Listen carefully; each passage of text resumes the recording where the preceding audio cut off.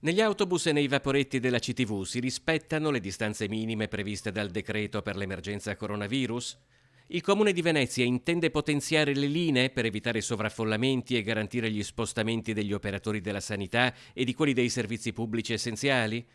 La polemica sul trasporto pubblico veneziano, dopo le modifiche agli orari e la soppressione di alcune linee a causa del Covid-19, arriva fino a Cafarsetti. Le domande rivolte al sindaco Brugnaro e all'assessore competente fanno parte di un'interrogazione a risposta scritta, prima firmataria Monica Sambo, sottoscritta dai consiglieri comunali del Partito Democratico e della lista Casson.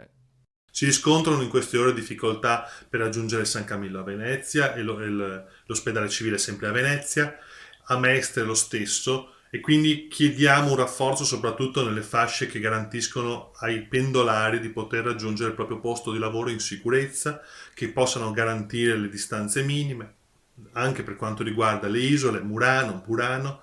Quindi chiediamo uno sforzo ulteriore da parte di questa amministrazione.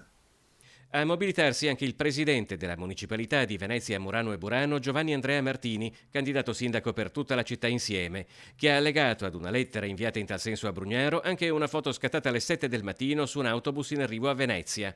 Una situazione di emergenza e di emergenza sanitaria, scrive Martini, non richiederebbe servizi di trasporto pubblico di emergenza? Ci si chiede se ha senso ridurre il numero delle linee, se ha senso ridurre la frequenza delle linee. La motivazione dell'azienda è sostanzialmente quella di un'attenzione al bilancio e di fare in modo che non ci siano spese eccessive rispetto a quella che è la prestazione e i servizi.